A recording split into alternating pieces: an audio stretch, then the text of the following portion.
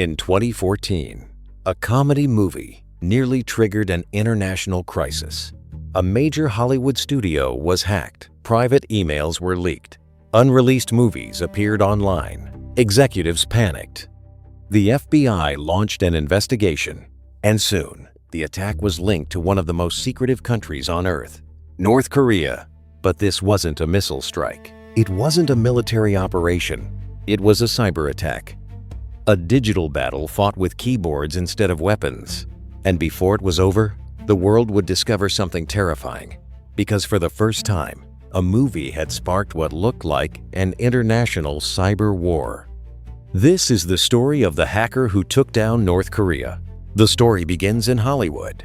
In 2014, Sony Pictures was preparing to release a comedy film called The Interview. The movie followed two journalists who were recruited by the CIA to assassinate North Korean leader Kim Jong-un.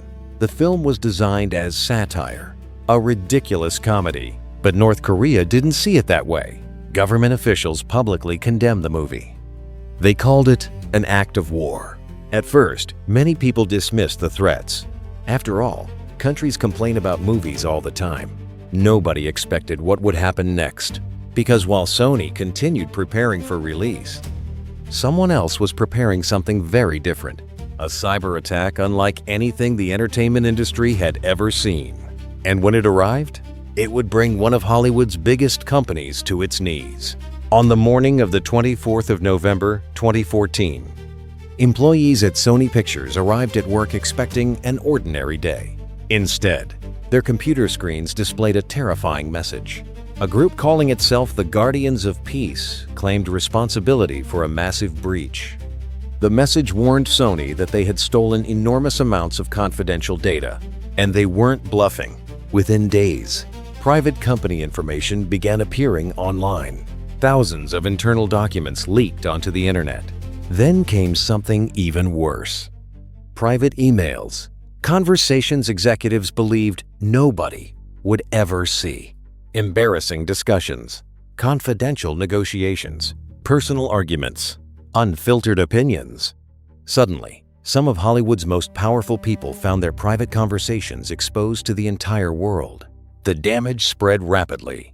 Journalists began searching through leaked emails. Websites published headline after headline. Every day brought new revelations. And then the hackers escalated even further. Unreleased Sony movies appeared online. Films that hadn't even reached theaters yet. Years of work, millions of dollars, all suddenly available to anyone with an internet connection. Sony was in chaos. Executives scrambled to contain the damage. Lawyers got involved. Security teams worked around the clock. But the leaks kept coming. The hackers seemed to be one step ahead. Nobody knew exactly who they were. Nobody knew where they were. And nobody knew what they would do next. For weeks, the attack dominated headlines around the world. What started as a movie controversy had become one of the largest corporate hacks in history. And somewhere, behind the scenes, investigators were beginning to ask a dangerous question. What if this wasn't the work of ordinary hackers? What if an entire country was involved? The possibility sounded unbelievable. Why would a nation target a movie studio? Why would a government care so much about a comedy film? At first, many cybersecurity experts were skeptical. But as investigators analyzed the attack, strange patterns started to emerge. The malware was sophisticated. The planning appeared extensive. The attackers seemed willing to spend months preparing. This didn't look like a typical cybercriminal operation. This looked organized, very organized. Soon, the FBI entered the investigation. Teams of analysts began tracing digital footprints, server locations, network activity, communication channels, hidden connections. The challenge was enormous. Hackers can hide behind multiple countries. They can route traffic through compromised computers. They can erase evidence. They can create false trails. Finding the real source is often incredibly difficult, but investigators kept digging, and eventually, they announced something that shocked the world. The United States government publicly blamed North Korea. According to the FBI, the evidence pointed toward hackers connected to the North Korean regime. If true, This wasn't simply a hack. It was something far bigger. A cyber attack allegedly carried out by a nation-state against a private company. A movie studio had somehow become part of an international conflict, and the world was about to discover just how far that conflict could go. As pressure mounted, the hackers issued a new threat. This time, it wasn't aimed at Sony executives. It was aimed at the public. The group warned people not to watch the interview. They claimed there would be consequences. Some interpreted the warning as an empty threat. Others weren't so sure. The timing couldn't have been worse. Just a few years earlier, the world had witnessed major terrorist attacks that changed how people viewed public safety. Now a mysterious hacking group was issuing warnings tied to a movie release. Major theater chains became nervous. Security concerns spread. News networks covered the story nonstop. And then something extraordinary happened.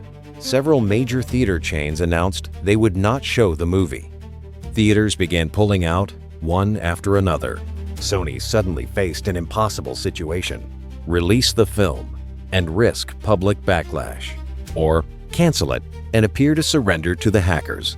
For a brief moment, it looked like the hackers had won. A movie created in Hollywood had effectively been stopped by an unknown group operating somewhere in cyberspace. The decision sparked outrage. Politicians criticized Sony. Journalists questioned the implications. Technology experts warned about the precedent. Because this wasn't really about one movie anymore. It was about something much bigger. If hackers could force a major corporation to change its behavior, what would stop them from doing it again? What happens when fear becomes a tool? And what happens when a keyboard becomes more powerful than millions of dollars? Eventually, Sony reversed course. The company found alternative ways to release the film. The interview would still reach audiences, but the damage had already been done. The attack had demonstrated something the world could no longer ignore. Cyber attacks were no longer just technical problems. They were political, economic, psychological, and potentially global. Meanwhile, another mystery continued to divide experts. Was North Korea really responsible? The FBI said yes. Many cybersecurity firms agreed. Others remained unconvinced. Some researchers argued that parts of the evidence were circumstantial. Others suggested the possibility of insider involvement. A few believed the truth might be more complicated than anyone realized. And that's what makes this story so fascinating. Even today, years later, people still debate exactly what happened behind the scenes. Because unlike traditional crimes, cyber attacks rarely leave clear fingerprints. The internet was built to move information quickly, not to reveal who sent it, which means certainty is often difficult, and uncertainty creates controversy. Yet regardless of who carried out every part of the operation, one fact remains undeniable. The Sony hack changed how governments viewed cyber warfare. It changed how corporations viewed cybersecurity. And it changed how the public viewed the internet itself. For decades, countries measured power through armies, navies, aircraft, missiles. Now, there was a new battlefield, one that existed entirely online. A battlefield where a small group of people could cause billions of dollars in damage without firing a single shot, without crossing a single border, without ever appearing on camera. The world had entered a new era, and there was no going back. What's more dangerous in today's world?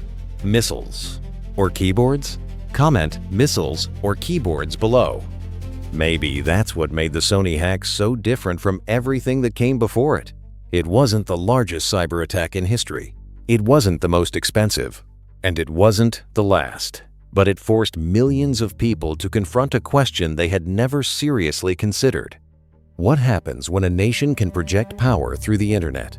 Not through soldiers, not through tanks, not through missiles, but through code. For most of human history, distance mattered, oceans mattered, borders mattered. If one country wanted to harm another, physical barriers stood in the way. Cyber warfare changed that. A person sitting behind a computer could reach across continents in seconds. They could target governments, companies, infrastructure, financial systems, and sometimes ordinary people. The Sony attack became a warning, not just for movie studios, but for everyone, because nearly every part of modern life now depends on digital systems. Our money, our communication, our transportation, our businesses, even our governments. The more connected the world becomes, the more vulnerable it becomes. And that reality isn't unique to North Korea. Every major nation now invests heavily in cyber capabilities. Every major corporation worries about digital threats. Every connected system represents both an opportunity and a risk. The Sony hack was one of the first moments when the general public truly noticed this new reality. A reality cybersecurity experts had been warning about for years. Today, more than a decade later, the attack still serves as a case study. Not because of the movie, not because of the leaked emails, but because it revealed how the world was changing. The internet had become more than a communication tool. It had become a battlefield. And unlike traditional battlefields, this one never closes. It never sleeps. And it has no borders. Whether North Korea was solely responsible or not, the message was clear. The next major conflict might not begin with an explosion. It might begin with a login screen, a malicious email, a compromised server, or a few lines of code written by someone thousands of miles away. The Sony hack showed the world that power was changing. And once that lesson was learned, there was no way to unlearn it. If you enjoyed this story, subscribe for more deep dives into the people, hacks, websites, and digital events that change the internet forever. And let me know in the comments, do you believe cyber warfare will become more dangerous than traditional warfare in the future? I'd love to hear your thoughts. For the FBI, the challenge wasn't simply finding the attackers. It was proving who they were. And that is much harder than most people realize. In the physical world, investigators can collect fingerprints, DNA, security camera footage, witness statements. But in cyberspace, things work differently. Hackers can hide behind dozens of countries. A computer in Germany can route traffic through Brazil, then through Russia, then through Singapore, before finally reaching the target. By the time investigators see the attack, the trail can stretch across half the planet. And that's exactly what made the Sony investigation so difficult. The attackers had spent months preparing. They understood how digital investigations worked. They knew how to hide. Or at least, they thought they did. Behind the scenes, cybersecurity experts began reconstructing the attack piece by piece. Every line of malicious code, every server connection, every digital breadcrumb. They examined the malware used during the breach, compared it to previous attacks, looked for patterns, looked for similarities, and eventually, they started finding connections. Certain pieces of code resembled malware that had appeared in earlier attacks linked to North Korea. Communication methods looked familiar. Infrastructure appeared similar. The puzzle pieces slowly began fitting together, but not everyone was convinced. Some security researchers argued that hackers can deliberately copy each other's techniques. A smart attacker could imitate another group, plant false clues, create confusion, and point investigators in the wrong direction. In cybersecurity, this is known as a false flag operation. And false flags make attribution incredibly difficult. Imagine trying to solve a crime where the suspect can instantly change identities, move across borders, and erase evidence with a few keystrokes. That's the reality investigators face in cyber warfare. As the debate continued, another question emerged. Even if North Korea was responsible, how much damage had actually been done? The answer was staggering. Sony reportedly spent tens of millions of dollars responding to the attack. Systems had to be rebuilt, security measures upgraded, operations restored, legal battles followed, reputation damage spread, and perhaps most importantly, trust was shattered. Employees realized their private communications were not as private as they believed. Executives discovered that years of confidential discussions could suddenly become public. The attack exposed a painful truth. Most organizations assume they are secure. until they discover they aren't. And Sony wasn't alone. If one of the world's largest entertainment companies could be compromised, any company could. Banks, hospitals, airlines, governments. No one was immune. The attack became a wake-up call, not just for Sony, but for the entire digital world. Boardrooms started discussing cybersecurity in ways they never had before. Governments increased investments. Technology companies strengthened defenses. And ordinary people began asking new questions about privacy. What information exists online about me? Who has access to it? And how secure is it really? The Sony hack revealed something many people had never considered. The internet remembers everything. Emails, messages, documents, photos, conversations. Years of information can sit quietly on servers until one day someone gains access. And when that happens, the consequences can spread far beyond the original target. Perhaps that's why the story continues to matter today. Not because of a movie, not because of North Korea, but because it exposed a vulnerability that still exists. A vulnerability built into the connected world we all rely on. Every email sent, every file stored, every account created adds another piece to our digital lives. And as those digital lives continue expanding, so do the risks.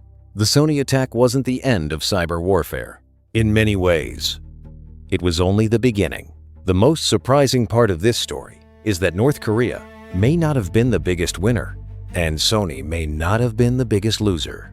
Because while the world focused on leaked emails and stolen movies, something much larger was happening. The attack became front-page news across the globe. Millions of people who had never heard the term cyber warfare were suddenly talking about it. Governments began investing more heavily in cybersecurity. Corporations increased security budgets. Executives started asking difficult questions. Could this happen to us? Would we be prepared? And if a movie studio could be brought to its knees, what about banks, power grids, airports, hospitals? The Sony hack exposed a weakness that existed everywhere. Not just inside one company, but across the entire connected world. In a strange way, the attack succeeded far beyond its original target because it forced everyone to pay attention. And once people realized how vulnerable digital systems really were, cybersecurity stopped being an IT problem. It became a global priority.